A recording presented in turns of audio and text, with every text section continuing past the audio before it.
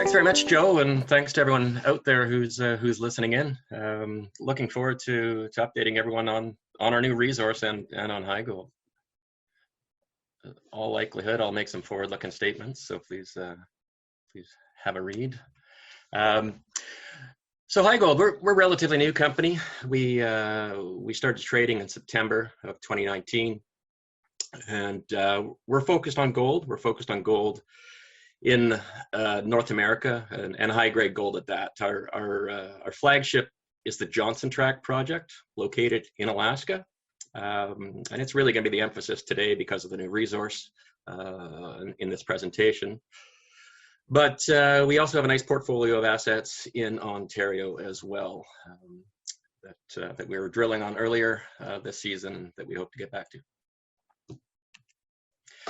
So quick, snapshot of things that I look for when investing in a company, sort of a checklist, if you will. And I think this is almost an increasing order of importance, whether it's share structure, who's in the deal, does the company have cash in the bank to execute their plans, and have they got a management team that's got strength both technically and in capital markets, and are they focusing on an asset that's the kind of top tier asset that people want. And then fundamentally, if you're making an investment, you got to see some upside value in the story. So on the capitalization structure, these are all current numbers as of last Friday. So we have about 40 million shares outstanding, issued and outstanding. Our market cap is currently about 45 million. We're sitting on, we've got working capital of Canadian 11 million. And we got a wonderful roster of shareholders, endorsement from some big personalities in the mining business. We've got a senior gold producer, several large institutions. It's a great mix, and we're very pleased to have their support. So Johnson, it's located in Alaska. It's a very accessible part of Alaska. We're sitting about 10 kilometers from Cook Inlet. It would be about 20 road miles or road kilometers. We built a road. There isn't a road yet, but it'd be pretty easy access to put one in. Anchorage is nearby, and services. We get lots of services out of Anchorage and can barge materials over from Homer. Being on tidewater is huge for access, particularly with a project that has a base metal component. And the climate here is pretty mild, comparatively speaking, moderated by the coast. So, just a quick overview of the Johnson Tract deposit and project. Here are the numbers from our recent resource, or a brand new resource estimate that just came out today. Got 3/4 million ounces gold equivalent at 10.9 grams per ton gold equivalent. That's all in the indicated category. And then there's, an additional 134,000 ounces gold equivalent at 7.2 grams per ton gold equivalent inferred. We see that as just our starting point. We've picked this project up after it was been dormant for about 25 years, and it's seeing the first modern exploration. And there's just tremendous exploration upside to it with multiple high quality prospects, and we're very focused on growing that resource. There's some debate over what exactly the deposit is in terms of geological class. It has some elements of volcanogenic systems. It's been likened to an Eskay Creek historically. It's also been likened to Hot Maden in Turkey. And we actually see right now the closest similarities to Hot Maden, but the jury's still out. And those similarities, they're tied into both the geology, the geometry, and just overall setting that the deposit's located in. And we think it's the exact type of deposit people want. There's very, very few assets out there that come with $1 billion NPV and an internal rate of return of greater than 50%. That, in my book, is a tier 1 deposit or project. We're not there yet, but we've got the makings of one that we're going to work on expanding. So our resource, the key points I want to leave you with are, grade. This is a very high grade system. It's in the top 10% of undeveloped gold assets in North America. For a maiden resource, we're able to put a tremendous amount into the indicated category. So we have a high degree of confidence in this resource. And then the other aspects that are really attractive is the continuity of the grade, the widths that we see, the geometry, steep geometry, and a high grade core, all elements that lend themselves to more attractive mining. Just looking at the resource statement itself here, so it's about 2.1 million tons at 10.9 grams gold equivalent. That's actually 6 grams straight gold. Really nice credits in zinc and copper, and some additional credits in lead and silver. Another just shy of 600,000 tons at 7 grams gold. So collectively, 750,000 ounces gold equivalent in the indicated, 134,000 ounces in the inferred category.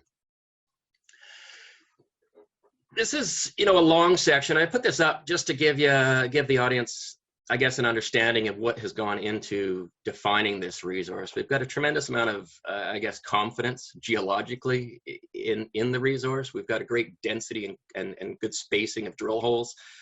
And it's extremely well behaved in terms of continuity from surface down to about 275 meters, where it's offset by a fault of big, thick, high-grade zones of mineralization. And that translates into a block model that looks like this. And those that know block models know that most high-grade systems, gold systems, don't have the kind of geometry that this does. This is a fat mineral deposit, for lack of a better word. And it's just got excellent continuity of grade and width. So vertical dimensions, about 275 meters. Laterally, it's been taken along strike about 300 meters and true widths of sort of 20 meters to 50 meters plus. What you see here in the shaded dark color is the indicated portion of that resource at a 4 gram per ton cutoff. That's a pretty high cutoff compared to a lot of high grade vein systems. So what really makes this project special, in my book anyways, are its attributes, attractive attributes for underground development.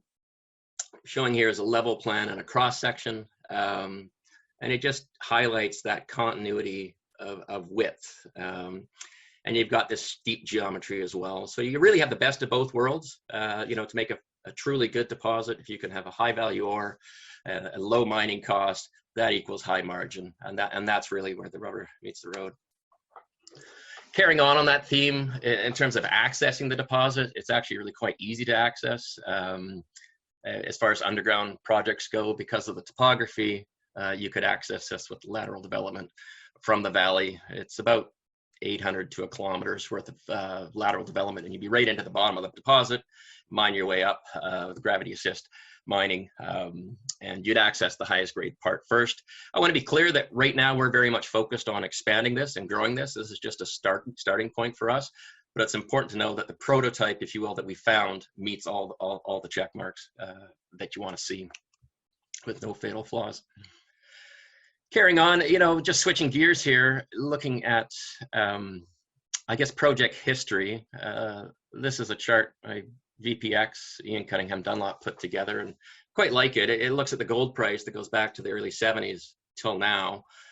Superimposed on that is the time periods when this project has been active. And so the lands were first conveyed to CIRI. CIRI is an Alaska Native corporation.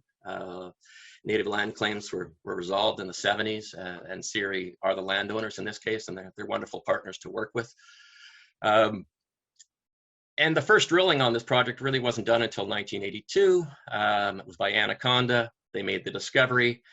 They got out of the mining business. It passed hands to a company called Westman, who were operating a gold asset near Stewart, BC, a gold mine.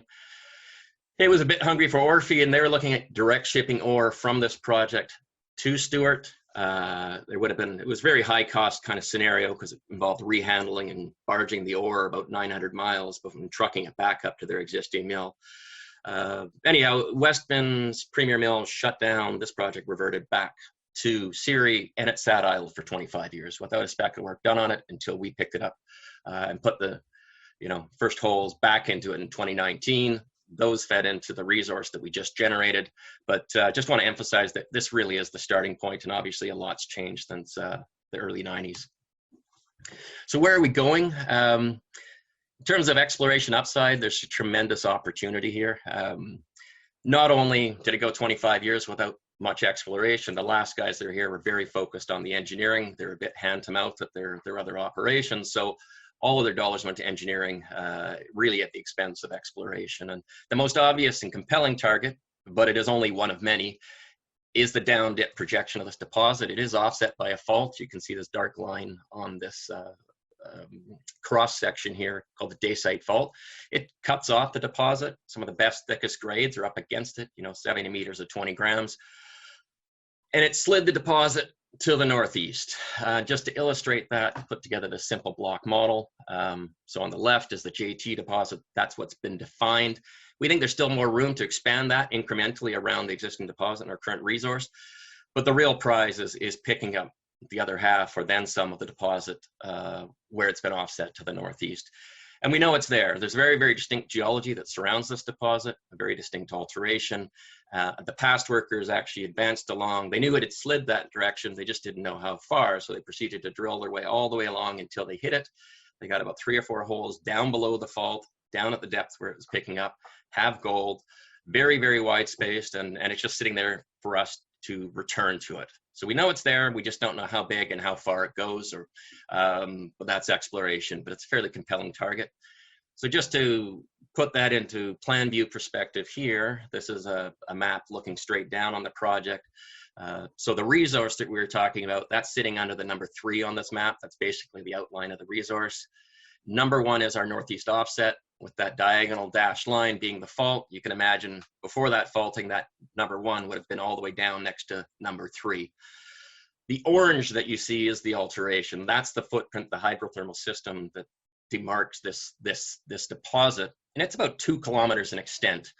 Past workers have explored about 200 meters, 100 to 200 meter width of that target horizon. So there's a tremendous amount of opportunity here of untested ground that we're going to go chasing. So number 2, for example, we see the same alteration. We see haloing the deposit. The alteration concentrically zoned. So you go from a sericite into an anhydrite. We think the silicification and mineralization will be right below there. So we're pretty keen to be drilling up there.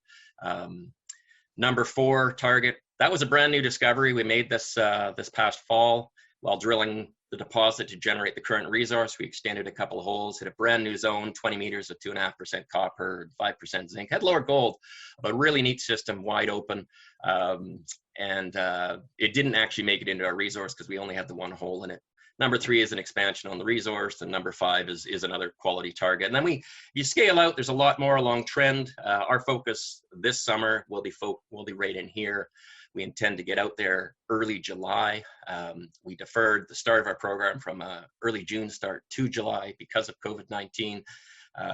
We're conscientious and going to be very careful and have a mitigation plan we're putting in place, but we're pretty confident we'll be able to get out there and hit this hard this summer and really add some tons and ounces.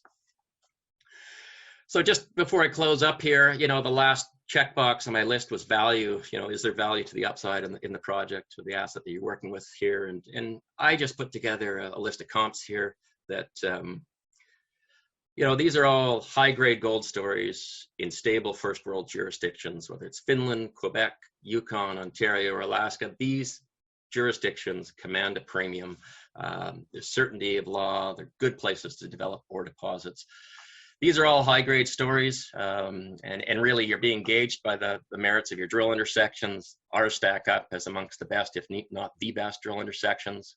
We got a fantastic roster of shareholders. We got a low share count. We got cash to go execute, and we got a market cap that's about half everyone else here. So we think there's some room to the upside. So in summary, a great high-grade deposit, and it's the exact best type of deposit to find, something that's high grade with width that creates margins. We're focused on finding more. Really, really unique opportunity to pick something up like this that sat there with no work done for 25 years. And we got the team to explore it. We got a lot of experience in Alaska, and we got a lot of experience in these types of projects. And we're really excited to advance it along.